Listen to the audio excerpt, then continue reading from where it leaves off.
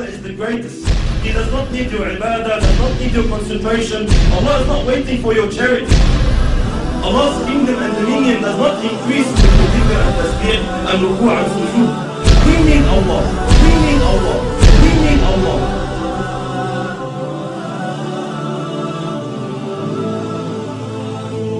The issue of salat, the problem that we are facing with salat is that salat has to do with spirituality. It has to do with feelings that come through your heart and thoughts that come through your mind.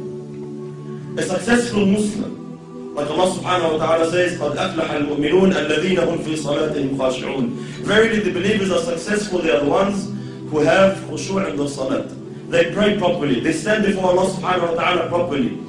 A crucial step, a crucial cornerstone in achieving this target is to know who you're standing in front of. Who are you speaking to? Which words are you reading? These feelings, this set of feelings, they have to come through your heart, and the more they take you on, the more they are in your heart, the better your salat is. And the weaker these thoughts and feelings come to your heart, the weaker your prayer is. Most of us, my brothers and sisters, when we stand in our salat, we are daydreaming. That's the honest truth. 90% of us, we're daydreaming in our salat. We're not even thinking of what we are supposed to think about. The thought of thinking of something doesn't exist. Why? Because the intention is not there, the strength is not there, the understanding is not there. This is why briefly, inshallah, what feelings, what emotions must come through our hearts standing before Allah subhanahu wa ta'ala? How can we assist? How can we basically amplify these feelings? Number one, knowing who Allah subhanahu wa ta'ala is. Who am I talking to? Who am I standing in front of? Allah subhanahu wa ta'ala, my brothers and sisters, does not need us. Allah subhanahu wa ta'ala is the greatest. He does not need your ibadah, does not need your concentration. Allah is not waiting for your charity. Allah's kingdom and dominion does not increase with your dhikr and tasbih and ruku' and sujood. We need Allah. We should be honored. Every single one of us, the second you make takbir, the second you say Allahu Akbar, should be honored. That Allah subhanahu wa ta'ala has allowed you a window of opportunity to speak to Him, to stand before Him. This is why the ulama say, whoever wants to talk to Allah, he should pray. You want to talk to Allah, start praying. When you're praying, you are directly, with no barriers, with no intermediaries, with no interpreters, you are speaking to your Lord, your Creator. This is why very, very important that we realize who we're talking to, my brothers. It's a small brief hadith. You know, Allahu Akbar, the understanding we should have who Allah subhanahu wa ta'ala is. Allah subhanahu wa ta'ala says, تُسَبِّحُ لَهُ السَّمَوَاتُ السَّبْعُ. The seven heavens and what it contains, and what is in there. تُسَبِّحُ لَهُ السَّمَوَاتُ السَّبْعُ وَالْأَرْضُ, and the land, وَمَنْ فِيهِنْ, and everyone inside it, and everyone within the boundaries. تُسَبِّحُ لَهُ السَّمَوَاتُ السَّبْعُ وَالْأَرْضُ وَمَنْ فِيهِنْ وَإِن مِّن شَيْءٍ إِلَّا يُسَبِّحُ بِحَمْدِهِ وَلَكِنْ لَا تَفْقَهُونَ تَسْبِحَهُ. Everything is praising Allah. Rock, land, tree, whatever it is praising Allah, glorifying Allah. وَلَكِنْ لَا تَفْقَهُونَ تَسْبِحَهُ إِنَّهُ كَانَ حَلِيمًا غَفُورًا. But you don't understand, you don't comprehend the praise, you can't hear the praise. But everything is praising Allah. Allah is not in need of you. Allah is not in need of you standing, feeling obliged like most of us. Why do we pray? Majority of us, my brothers, we pray to offload the obligation. Alhamdulillah, I finished my salat. If you come and stand before Allah with this intention, are you unaware that Allah subhanahu wa ta'ala knows exactly what is going through your heart at that stage? When you come and say, I just want to get dhuhr over and done with. These feelings that come to us, we don't say them in public. No one comes and says, Allah, khalasna ba'a, let's pray. No one says that. No one says to his man, get over and done with, khalas dhuhr. We say, let's go pray dhuhr in my heart.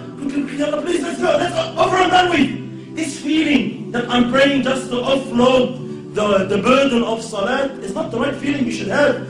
You should be honored, my brothers and sisters, wallahi, in issues of dunya.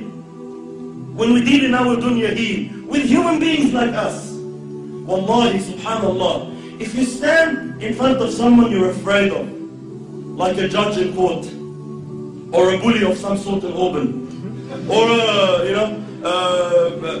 a president, a prime minister, an ASU agent, wherever you stand in front of, what happens to you naturally? without no motivation, without no one to have to give you a 7-step course on how to fear Him, naturally speaking, subhanAllah, your heart starts pounding. You feel something. When you stand in front of the judge and he's about to announce the decision whether you've got 15 years in jail or not, your heart starts pounding naturally. No one needs to give you a course. Why? Because we are aware who this person is.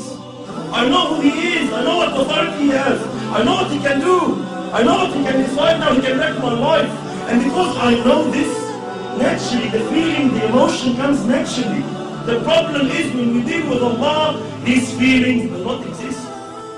You stand before Allah and you're daydreaming. We all know Allah knows what's in your heart. يَعْلَمُ السِّرَّ وَأَخْفَى. But it does not move anything in you. Every blue moon, every now and then, maybe in Ramadan when you're feeling down, something like that, there's, you're going through trouble with your family, you want to get married, you get some emotion. Other than that, our salat is just far off where it should be. Why? We're unaware who you are standing in front of. The understanding that Allah now subhanahu wa ta'ala has allowed you to speak to Him. Wallahi, my brothers and sisters, wallahi, we see Muslims in this dunya, they get to meet a sinner, let's say an actor or an actress or a boxer of some sort, and they are so overwhelmed by the fact that they had an opportunity to get his signature or her signature.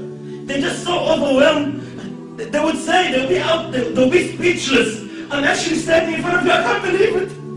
And they'll be so, they'll be so touched that, he's allowed them 5 minutes of his time. We have these feelings with mashayikh even. Sometimes the super sheikh comes from overseas and we find all the boys and they're, Allah Akbar, I'm giving him salam, I can't believe it.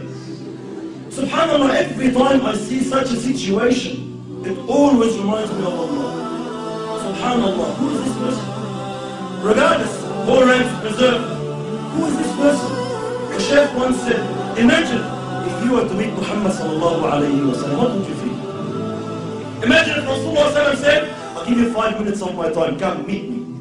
What would you think? Would you daydream? Would you be sitting with Rasulullah thinking of your wife? Would you be sitting in front of Muhammad sallallahu alayhi wa sallam thinking about work? No way on earth. Why? Prophet of Allah is He. You'll be taken, you'll be absorbed in the discussion. But subhanAllah, we stand before Allah every day 5 times daydreaming. Why? We are unaware who Allah subhanahu wa ta'ala is. And how patient is Allah? How merciful is Allah subhanahu wa ta'ala, my brothers? Imagine Allah subhanahu wa ta'ala knowing, seeing what's in your heart. He gave you everything. He gave you the wife you're busy with. He gave you the husband you're busy with. He gave you the job you're thinking of. He gave you everything you're thinking about that's distracting you from Him. And He knows that, and He is patient with you. He is Halim subhanahu wa ta'ala. He still accepts you. He still allows you. Subhanallah, imagine a prime minister allows a peasant to come and meet him for 5 minutes. Says, all right, you have problems, come. I'll allow you to meet the prime minister. But the peasant comes, he enters the office, and he starts playing with things around in the office, forgets about the prime minister. What will happen to this guy? He'll be banned. You will never ever have a chance to meet the Prime Minister again. Why? You're an idiot. We allowed you the chance, we opened the door for you, and you don't want to present your situation. You don't want to say anything. You get busy with something else. Why did you come? Likewise, imagine Allah subhanahu wa ta'ala, the King of Kings, 5 times a day allows you an opportunity to speak to Him, to complain to Him, to beg of Him, to ask of Him, and you are daydreaming. And Allah subhanahu wa ta'ala still allows you. Allah doesn't ban you. Allah doesn't say, this guy is disrespectful. No, Allah is patient. Allah waits subhanahu wa ta'ala. You will understand. You will come back. So very, very important. Step 1, who Allah subhanahu wa ta'ala is.